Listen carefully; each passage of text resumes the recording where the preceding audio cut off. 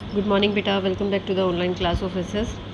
हम कल अपना चैप्टर 4 रीड कर चुके थे लास्ट वीडियो में। अब चैप्टर 5 है, लेकिन जो ये चैप्टर 5 है आपकी जो न्यू बुक आई है आपकी, जो न्यू रिवाइज सिलेबस आया है उसमें जो चैप्टर 5 है कट है।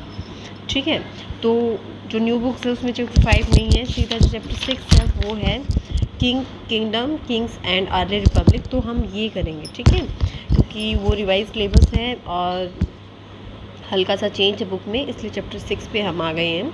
Kingdoms, Kings and early Republic, साम्राज्य, राजा और आरंभिक गणतंत्र। ठीक है, तो इंट्रोडक्शन में देखिए, no society can survive without any law, order, control and governance. Once population stabilized at a place, numbers increased with the passage of time. There was an urgent need to control the people into the social and political order.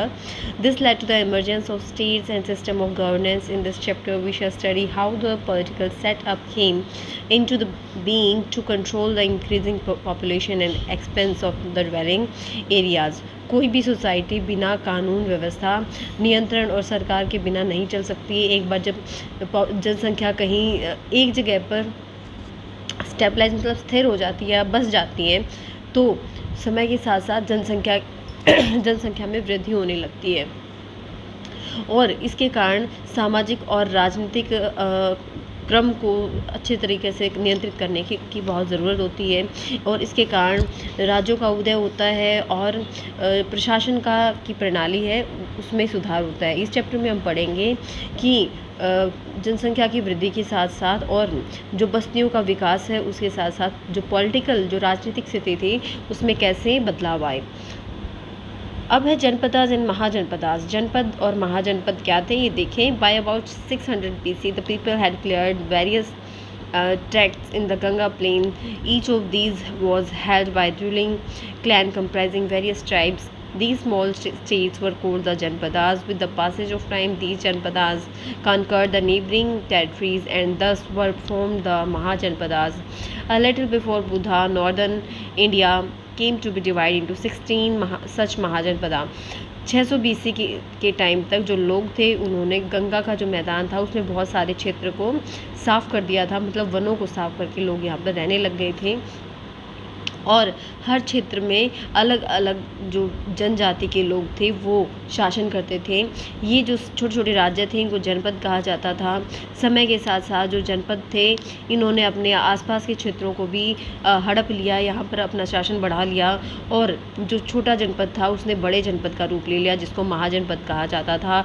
Buddha के जन्म से थोड़ा पहले जो उत्तर भारत था उसमें ऐसे विशाल 16 महाजनपद थे। ठीक है, महाजनपद 16 महाजनपदों के नाम है बेटा। अंग जो ये भागलपुर और मौंगी डिस्ट्रिक्ट है बिहार का, वहाँ पर था।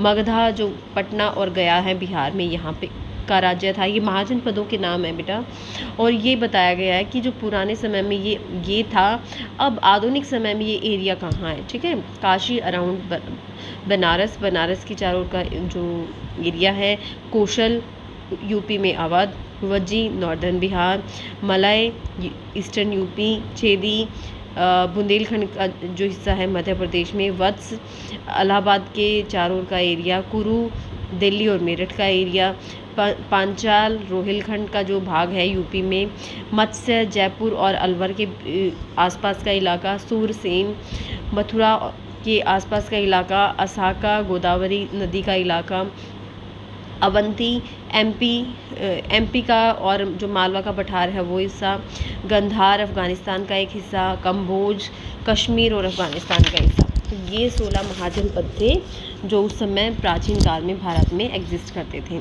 Structure of the government in a monarchy और अ किंगडम। एक मोनार्की क्या होती है बेटा? मोनार्की होती है राजतंत्र, किंगडम मतलब साम्राज्य में या फिर राजतंत्र में जो सरकार थी उसका ढांचा कैसा था। Position of the king had now become very important figure in the government. राजा की स्थिति सरकार में जो राजा था वो बहुत ही महत्वपूर्ण था। In kingdoms, he was just a god, like a god living in a large palace with a number of officers and servants. His position had become hereditary. He was protector of the society and religion. अब राज्यों में वो एक भगवान की तरह था. वो बड़े से महल में रहता था जहाँ उसके बहुत सारे अधिकारी और नौकर होते थे. उसकी जो स्थिति थी या फिर उसका जो पद था वो हेरिडेटरी आनुवांशिक था. वो समाज और धर्म का रक्षक था. ठीक है. एडमिनिस्ट्रेशन या प्रशासन, the king was help in his work by a public assembly और a council of advisor. The purohit, the amatyas, minister, several officers carried on the administration. जो राजा था वो एक जनसभा या फिर सलाहकारों की मदद से अपना काम चलाता था. पुरोहित, अमात्य, जो मंत्री होते थे उनको अमात्य कहा जाता था. और अनेकों ऐसे ऑफिसर्स होते थे जो प्रशासन की को चलाते थे. द ट्रेड, बार्टर सिस्टम होता था. बेटा बार्टर सिस्टम मीन्स बिना पैसे के जब वस्तुओं का ही लेन देन किया जाता है. जैसे अनाज के बदले में, जैसे गेहूं के बदले में बाजरा ले लिया या चावल ले लिए. चावल ऐसे ही वस्तुओं का लेन देन होता है बिना पैसे का. उसमें पैसे का इस्तेमाल नहीं होता है. Trade was decreasing day by day as kings had issued their coins with different marks on them. Heads of villages could directly approach the king. अब जो बार्टर सिस्टम से व्यापार था वो दिन ब दिन कम हो रहा था क्योंकि जो राजा थे उन्होंने अपने सिक्के जारी करने शुरू करवा दिए थे. गांव के जो मुखिया होते थे वो राजा तक सीधी पहुंच रखते थे. मतलब क्योंकि मतलब वो बिना किसी भी इशू से कनेक्ट होने पर या फिर किसी भी प्रॉब्लम में, समस्या में सीधा किंग से बात कर सकते थे. As the king had to perform various duties, he was given the right to collect taxes. He receive a share of produce from the cultivators which was usually 1/6 of the total produce. अब जो राजा था उसको बहुत सारे काम करने होते थे, इसलिए उसने क्या किया, उसको टैक्स लेने का अधिकार था. वो किसानों का जो प्रोड्यूस या उपज होती थी उसका एक हिस्सा उसके नाम होता था, लगभग 1/6, छठा हिस्सा. अब सपोज करो 60 क्विंटल किसी को गेहूं हुआ है, अनाज हुआ है, तो 1/6 मतलब जो 10 क्विंटल होगा वो किसको दिया जाएगा, राजा को टैक्स के रूप में दिया जाता था. Taxes could be paid in kind of, और टैक्स जो टैक्स थे वो काइंड मतलब वस्तुओं या फिर कैश के रूप में दिए जा सकते थे. Part of the income was spent on the king himself, but most of it was spent on the keeping of army, payment of salaries to his officers, and for doing various works for public utilities such as building roads, wells and canals, and for helping the brahmanas. अब देखो जो tax income का एक हिस्सा था वो राजा उस थोड़ा सा हिस्सा अपने ऊपर भी खर्च करता था, लेकिन ज़्यादातर हिस्सा आर्मी पर, सेना पर खर्च किया जाता था, ऑफिसर्स को सैलरी देने में, और जो समाज कल्याण है वो काम करवाए जाते थे, जैसे रोड बनवाना, कुएं खुदवाना, नहरें बनवाना, और ब्राह्मणों को भी कुछ दान दिया जाता था. ठीक है. आज यहीं तक पढ़ेंगे हम, कल इसको कंटिन्यू करेंगे.